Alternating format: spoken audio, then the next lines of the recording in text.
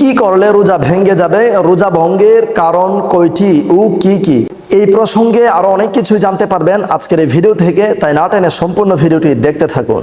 আসসালামু আলাইকুম ওয়া রাহমাতুল্লাহ, নাহমাদুহু ওয়া নুসাল্লি ওয়া নুসাল্লিমু আলা রাসূলিহিল কারীম, আম্মা বা'দ। ফাআউযু বিল্লাহি মিনাশ শাইতানির রাজীম, বিসমিল্লাহির রহমানির রহিম।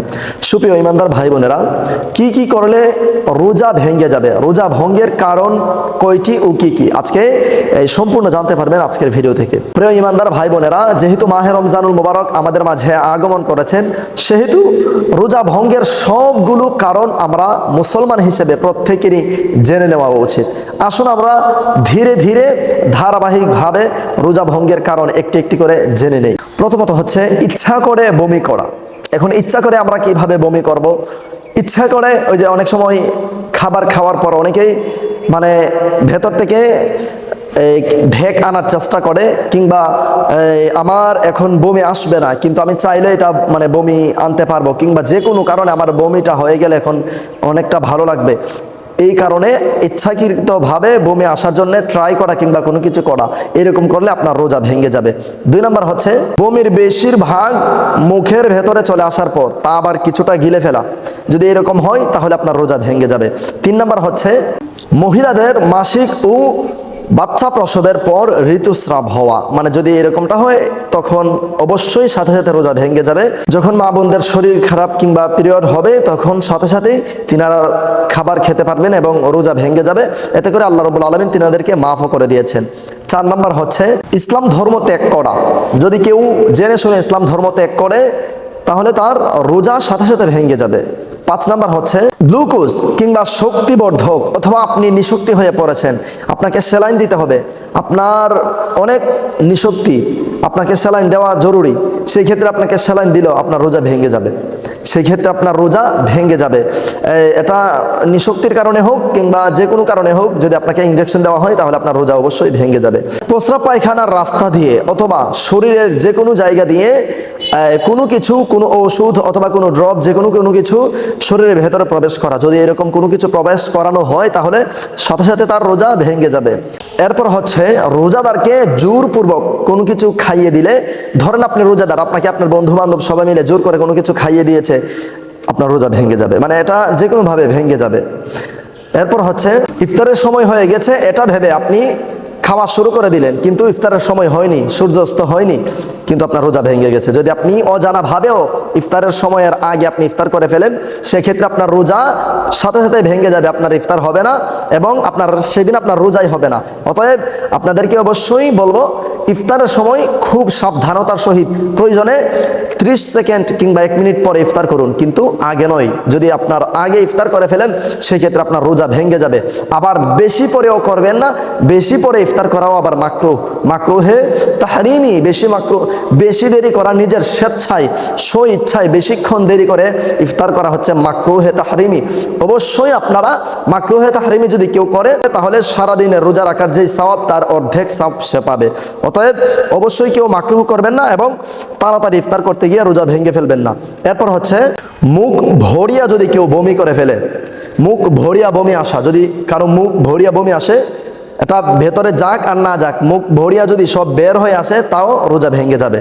এরপর হচ্ছে ভুলবশত যদি কোনো কিছু খেয়ে ফেলে আর মনে মনে ভাবে যে আমার রোজা হয়তো বা ভেঙে গেছে, এটা ভেবে আবার নিজের স্বেচ্ছায় কোনো কিছু খেয়ে নেওয়া, তাহলে তার রোজা অবশ্যই ভেঙে যাবে।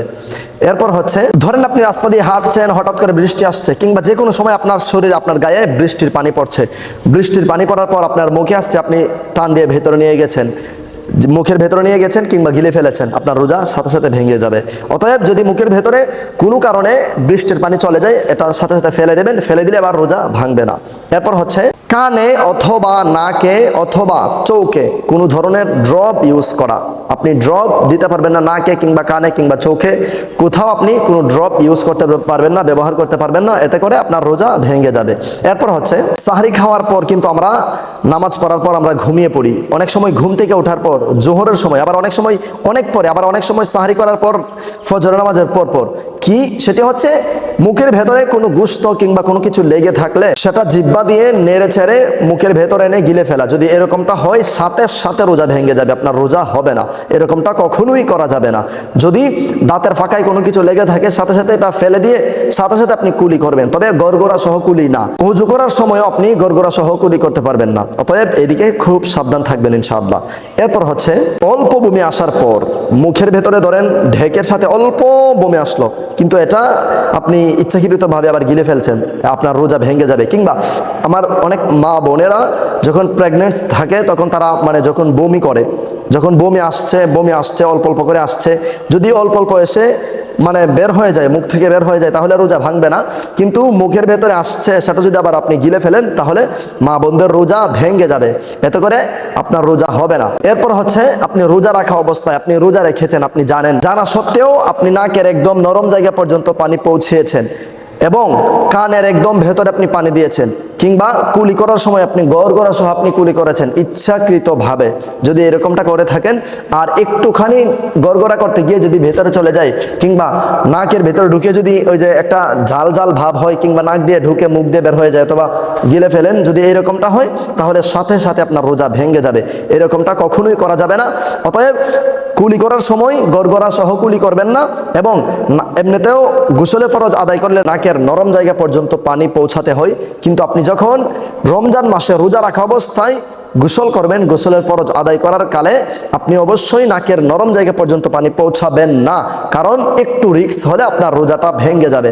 এবং বেশিক্ষণ পানিতে ডুবাডুবি করবেন না, বিশেষ করে গ্রামগঞ্জে যারা গোসল করেন তারা বেশিক্ষণ পুকুরে গিয়ে ডুবাডুবি করবেন না। যদি বেশিক্ষণ পানিতে থাকেন আপনার শরীরের লুমের একদম গুঁড়া দিয়ে পানি ভেতরে প্রবেশ করবে, রোজা হালকা হবে। আর বেশিক্ষণ যদি থাকেন তাহলে রোজা ভেঙে যাবে।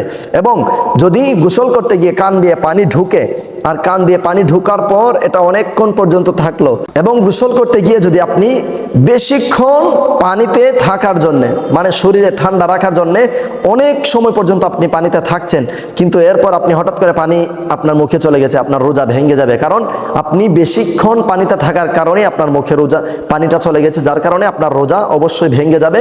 এতে করে খুব সাবধানতার সহিত রমজান মাসে আপনারা আমল আখলাকগুলো করবেন, ওযু গোসল করবেন এবং ওষুধ সবকিছু যা যা আছে সাহরি ইফতারের পর আপনারা খেয়ে নেবেন। কখনোই সাহারির পর কোনো কিছু খেতে যাবেন না, সাহারির আগে আগেই যা যা খাওয়ার ওষুধ সবকিছু খেয়ে নেবেন ইনশাআল্লাহ। এতে করে আমাদের রোজার কোনো ব্যাঘাত ঘটবে না। প্রিয় ইমানদার ভাই বোনেরা, আশা করছি আপনারা সকলেই বুঝতে পেরেছেন। আজকের এই ভিডিওটি প্রচুর পরিমাণে শেয়ার করে ছড়িয়ে দিন, যেন আপনার শেয়ারের মাধ্যমে অন্য ভাই বোনেরা তিনারা রোজাকে শক্ত করে ধরতে পারে এবং সঠিকভাবে নিজের রোজার প্রতি খেয়াল রাখতে পারে এবং আদবের সহিত সম্মানের সহিত রোজা রাখতে পারে। আসসালামু আলাইকুম ওয়া রাহমাতুল্লাহ।